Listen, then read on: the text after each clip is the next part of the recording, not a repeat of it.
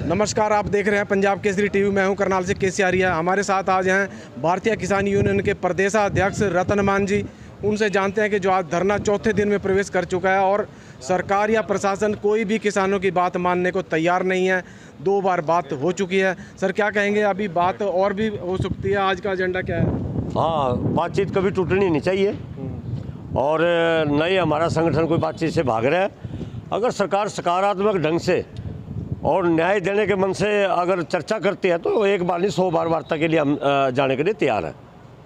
तो बातचीत तो हो चुकी है, रिजल्ट 0 निकला है, तो क्या कहेंगे? नहीं, वो सकारात्मक रवैया नहीं है प्रशासन का और सरकार का। अगर सकारात्मक रूप से बात करी जाए तो बात तब जा कर के वार्ता सफल होती है। अगर एक ही जिद पर अड़ा जाए, एक ही बात को बार बार दोहराया जाए तो फिर वो बातचीत सिरे इस तरह की चढ़ा नहीं करती। ठीक है, कोई कमी पर स्टेप अप डाउन तो हो जाते हैं, संगठन की तरफ से भी हो सकते हैं, किसानों की तरफ से और प्रशासन की तरफ से। कभी 100 का 100 फैसला तो कभी भी नहीं होता, लेकिन वो तो बिल्कुल एक ही बात कह देना बार बार कि नहीं ये तो होगा ही नहीं, तो नहीं होगा तो फिर होगा क्या फिर? तो इसलिए ये बात अड़ियल रवैये के सरकार के रुकी हुई है। प्रशासन कह रहा है कि मांग जो है ना जायज़ नहीं है, क्योंकि उसका जो किसान के 25 लाख मांगे जा रहे हैं, ना उसका पोस्टमार्टम है, ना कोई एडमिट का कहीं हॉस्पिटल में है, ना ही कोई उसका लाठीचार्ज हुआ है, तो उसके 25 लाख क्यों दें? ये भी तो मान नहीं सकते हैं। उसकी पिटाई हुई है, घर गया है, उसके घर वालों ने उसको देखा है, उसको जो शरीर में फुलाव था और एक अनजानपने में अज्ञानता की वजह से अगर उसका संस्कार ही कर ही दिया और उनको नहीं मालूम था उस परिवार को, तो फिर क्या उसकी वो जांच नहीं हो सकती? क्या उसके तय तक नहीं जा सकता?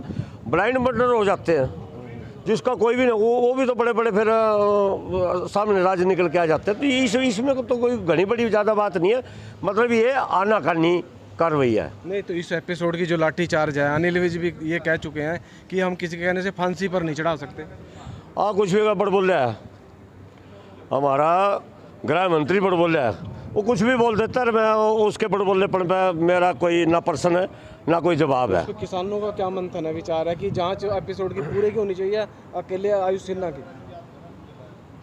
नहीं, देखो, पहले डिमांड तो हमारी ये है, वो सवाल गृह मंत्री का है सारे एपिसोड की। हमने तो ये बात लेकर बैठे हैं, जो SDM आयुष सिन्हा ने जो इस तरह का वक्तव्य दिया है या इस तरह की जो बात कही है, वो कहीं भी दुनिया में कोई इसको जायज़ नहीं ठहरा सकता।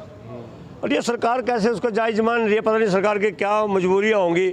मुझे तो लगता है कि जो प्रशासनिक अधिकारियों का कहीं ना कहीं सरकार पर दबाव है, उसके दबाव में, और हमारे दबाव को सरकार कम आंक रही है, मुझे ये लग रहा है। तो मुख्यमंत्री ने भी ये कहा कि जो आयुष सिन्हा SDM है, उनका जो बयान था वो थोड़ा सा जो शब्द थे वो अलग से थे, अगर ड्यूटी निभाई है। नहीं, अगर उसके थोड़े से तो और ज़्यादा को आए उसमें फिर कुछ ये कौन सा कोई किसान चले गए को आयुष सिन्हा खड़ी चले और को आए जो कुछ को अंदर कसर रही है तो कुछ। मुख्यमंत्री भी साथ दे रहे हैं कहीं ना कहीं, और वो तो बचाव में है, दिख रहे हैं। हाँ, उस अधिकारी के है। नहीं तो अरे अनिल विज है जो एपिसोड की सारे की कई बात उसने कही है, मैंने भी 1-2 पढ़ा है उनका बयान। वो हर रोज कहीं ना कहीं एक आधे अधिकारी को सस्पेंड करके सोवा है। अभी वो गुड़गांव में गया, वो हड़ताल भी चली डिपार्टमेंट की, वो भैया अधिकारी उठ कर चला गया कहीं। कोई मजबूरी भी हो सकती है, इंसान है, शारीरिक भी कोई दिक्कत आ सकती है, वो चला गया, बोला कहाँ बोला सस्पेंड। अरे भाई अरे इसने तो इतना बड़ा कड़वा बोल रखा।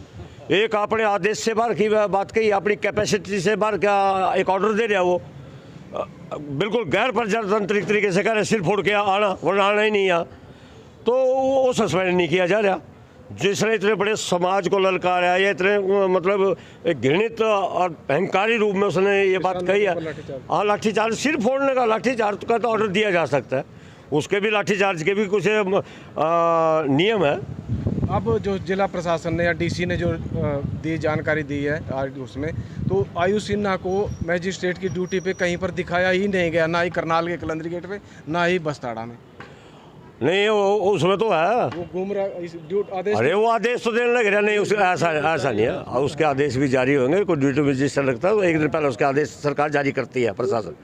लिस्टों से ही बाहर निकाल दिया सारी। वो पता नहीं, फिर कुछ भी है, मैं तो नहीं इस पर इतना कुछ कहूँगा कि उसने निकाल लिया नहीं निकाल लिया, लेकिन निकाल ले उसके क्यों निकाल ले, लेकिन वो ड्यूटी मजिस्ट्रेट था, किसानों के सामने था, वो कह रहा है मैं बतौर ड्यूटी मजिस्ट्रेट ये आपको आदेश देता हूँ, आगे इनका सिर फोड़ का ही है। तो आज आप जाट भवन में आए हैं, यहाँ पर सभी संगठनों की अलग से मीटिंग रखी जा रही है चढ़ून्नी को छोड़कर।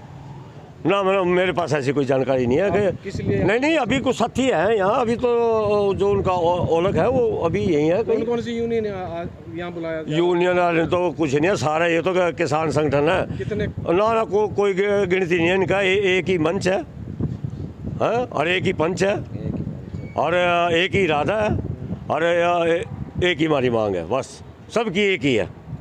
ये तो हाँ, मेरे को भी अभी 1 घंटा पहले फ़ोन गया कुछ साथियों का, भाई एक तरफ किसान भवन में बैठकर ना अपना जाट भवन में बैठकर इसको सरकार का जो रवैया चल रहा है, जो प्रशासन का रवैया ठीक नहीं है किसानों के में, उसको उसके ऊपर दबाव बनाने के लिए कोई रणनीति बनाते हैं, इसलिए यहाँ हाँ यहाँ बैठक है। इस तरह की कोई अगर बैठक मेरी जानकारी के अलावा है तो मैं ऐसी बैठक कंडम भी करता हूँ।